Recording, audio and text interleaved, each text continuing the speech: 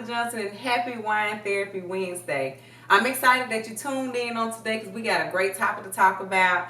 It's going to be a hard one, all right? I'm just going to let you know. It's an uncomfortable topic, but that's why we're having these shows so that you can be more comfortable with having hard conversations, all right?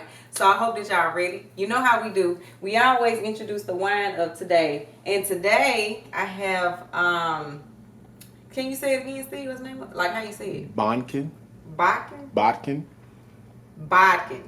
Okay. So we have Bodkin here. Yeah, I'm not good with names, I promise you. But we have Bodkin, and Bodkin is an African-American owned wine. And the owner of this wine name is Christopher Christensen. So, and it is a sparkling rosé, y'all. It's good. I think it'll be so much better in the style of a mimosa, so I got to try that. But it is really, really good. So I hope y'all can get it. Caught that, all right? So let's get to it. The topic is winding down with an open heart. Now, there has been a myth that's been going on about vulnerability. Vulnerability shows a sign of weakness, and that is false. Vulnerability actually shows a sign of courage, strength. And in some of our homes, families, the way we grew up, vulnerability wasn't something that was always talked about. I know, and the reason I know is because I realized recently that my mom didn't become vulnerable with me until I moved to Texas, and I have been here over a year. So that was so interesting, but when she became more vulnerable with me and showed me that she can have that style of herself and be just like authentic and show her true self to her daughter, then that's when I began to show her more of who I am. Now that's my mama, so she already knew who I was, but I would like hold back a lot because we didn't learn that coming up, to be vulnerable, to be open, to let people know how you really feel. If you're hurting or if you don't feel this about yourself, that okay, people don't have to know that. Keep that and show this guard when you go outside. Show the fake mask of who you are. When it's like, you know, we have to guard ourselves, but in all honesty, it's good as well to show your true self. So I had all these examples that I wanted to show and share with y'all. And I want to start by this one time I was working as a supervisor in Mississippi. And I remember it like it was yesterday. And I went to court, and it was like, y'all, truly, it was maybe 5 people in the entire courtroom. However, I had just became a supervisor, so one of my workers was there with me, and the judge chewed me out, like for real, chewed me out. It was so embarrassing. I felt so worthless when I left that courtroom, and I wanted to cry in the courtroom, but I'm like, nah, I ain't doing that. You know, they not gonna see that part of me. So I held myself together. I gave her respect, and I left. Soon as I left, I found my trusted person, and that was Toy. Toy's like my sister, like we're friends. We worked together, and she was actually in that office at the time. And I ran to her office, and I was like, and I don't even think she ever seen me cry until that day. I think that was maybe the first time she ever seen me cry.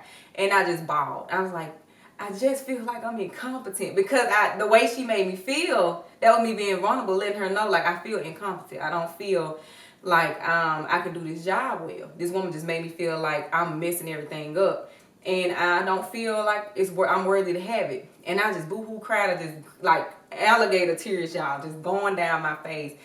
And I think at that moment she knew she was a trusted person, so it was easy for her to say, Marissa, it's okay. I'm here for you. I got you. You know, and even share her own stories when she went through that. You know, one thing about being vulnerable, when you are vulnerable with that person, they are actually able to be vulnerable with you. So when you show your true self to them, they show it back. You know what I'm saying? So that was one thing I'd never forget it. And that's when I, realized like vulnerability is uncomfortable. Like who wants to go and cry to somebody because they got chewed out in court? But it was what I dealt with. What I had an issue with, and I had to tell somebody because I couldn't hold it in. I could be strong for so long. And I'm like, I gotta, it's time for me to be vulnerable with somebody because the more I hold this in, the more I'm breaking myself down, and then not receiving any feedback from that. So it was just awesome to have her there for that. And there's so many instances where we are afraid to be vulnerable because we may look weak or we may look like we're not capable. For example, this is just an example. Homies, right? Everybody got homeboys. And some of your homeboys, they are fathers. And in the world, out here in the streets, they look like they are the perfect father. like holding it together like I'm a great dad. And people like giving him praise like you a great dad. But in the inside, he feels, I don't know what I'm doing. I'm winging it. Like, I think I need to go to somebody, you know, to even vent to about being a father, because nobody wants to be that parent that fails their kid. And a vulnerable moment for that person would be to go to his homeboy that he trusts and say, hey, you know, can we have a what do I call it? A heart to heart. That's my when I'm ready to have a conversation, let's have a heart to heart. Let's all put it all on the table, let's open our heart and let's have a conversation. And the heart to heart would be with his friend is to say, hey bro, I don't know what I'm doing. I don't think I'm a good dad. Everybody say it, but in all honesty, I don't feel that way. And that's him being vulnerable with his friend, right? And so his friend can show that in return that the authentic self of him. And a lot of us miss that opportunity to be vulnerable and be authentic because we're too busy worried about what we look like to other people or how we got to carry ourselves. When what you're doing, when you become vulnerable, that's when you letting it out. That's when you learning, you becoming better. You getting over that hurdle of whatever it is that you were holding in and that you were scared to share. I can truly say, like, us being vulnerable, you can think about it, your first kiss. Everybody's vulnerable when they had their first kiss. Their first kiss, you feel vulnerable, like, and open your first time. And also with telling somebody you love them. And you know what, that's big to tell somebody, especially the first person. I was the first person to tell Steve. He gonna make sure everybody know that. I was the first person, but it was like a big moment because I'm not like, he says all the time, like I act like a dude. You know, and I don't try to. That's just how I have to, you know, felt like I had to carry myself over time to be strong and hold myself together. That's just how I was raised in a sense. Like, it wasn't all the emotional side and vulnerability. I didn't have that. So I told him that first. And I was scared to tell him, I ain't gonna lie. But I'm like, you know, at this point, Steve has earned it.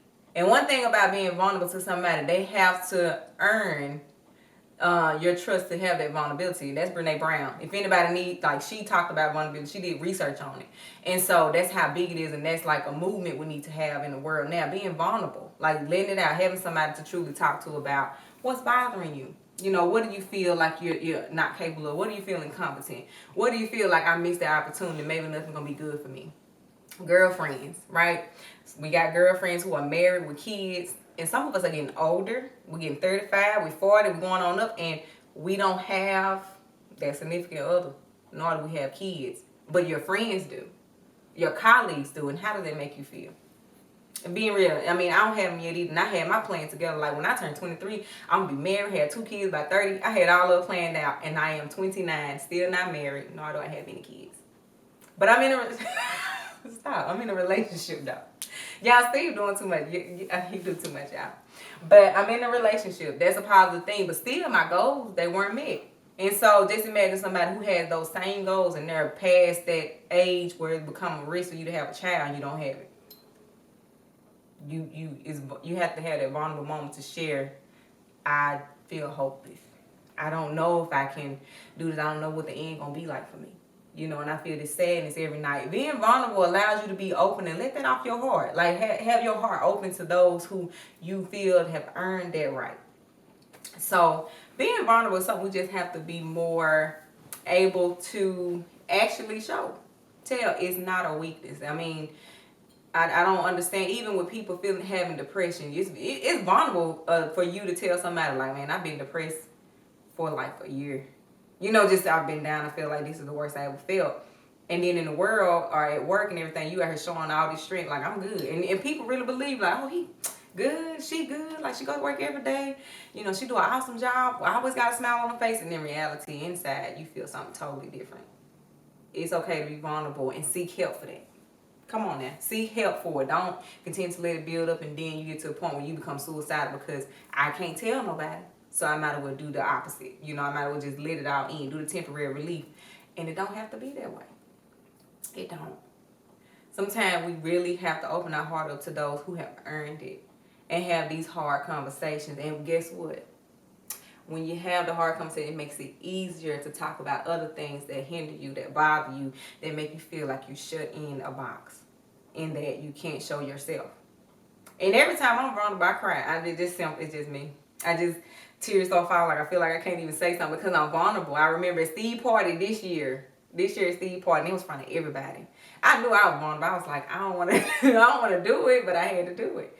And that's what, it was my choice to do it. But at his party, his birthday gift from me was a coupon. He gave me a coupon book for Valentine's Day, and in the book, it had different coupons like Steve would go get groceries. Steve, no arguments for 24 hours.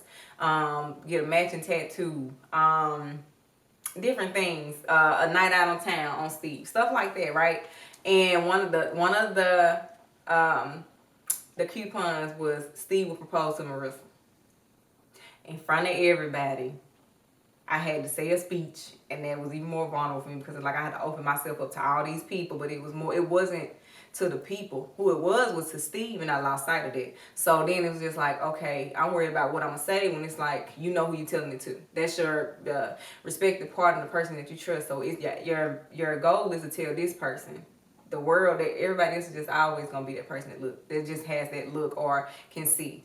But the person that you're talking to about your vulnerable issues, they understand. They deserve it. And he deserved it at that moment.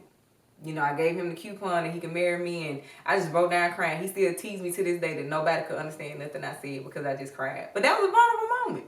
But it felt good. I felt so relieved after giving it to him, after saying it, after, you know, all that. Because, and then the thing is, you think you embarrassed or, you know, people judge you, and everybody was like, oh my God, that was the sweetest thing. You know, that was just everything to us. So sometimes we have to get beside ourselves and stop worrying about what someone would think or if they're going to judge. If this person is the one that you trust and they earned it, be vulnerable with them.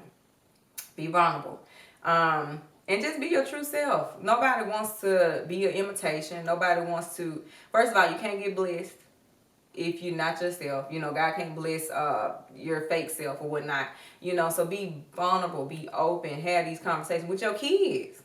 I bet it's the hardest thing to have some conversation. Like, we ain't have many conversations growing up, especially about like good touch, bad touch. We ain't had none of that. You know, it was just like, I think if it happened, we'll, you know, if it ever happened, we could tell our mom and dad, but we didn't have that. And sometimes it's hard for parents to have that conversation, be vulnerable with your kids and say, hey, if somebody touch you badly, you know, this is what that bad touch, good touch is. Or about sex. I think sometimes men have the hardest time being vulnerable with their girls and teaching them about sex and saying, hey, you need to have sex when you're married, or this is what it is, or whatnot, blah, blah, blah. It's like we're holding our kids there from being their authentic self and true self and being open to be vulnerable when we're kind of like worried about ourselves or trying to look better in front of them when all they want is somebody real. They looking, we're the role model to our kids, and if you're not showing vulnerability, and guess what that's gonna be for them? They not gonna show it. It's just that simple. You know, they gonna follow in them steps. So now it's time for us to take up that slack and really tell and show it all. You know, to the people who trust you. Your kids, of course, they need to know. You need to have these hard conversations with your kids about racism, about police brutality, anything. You know, these are the things that the world is going through. The pandemic, how important that is. You know, and it could be a vulnerable thing like, I ain't never talked to my kids like that. Well, start today. Oh, I ain't never talked to my spouse about that. Well, start today. Oh, I ain't never talked to my friend, my homegirl about this, and I ain't never, you know, showed them that I cried. You know, you don't have to show them you cried, but you just let them know I'm human.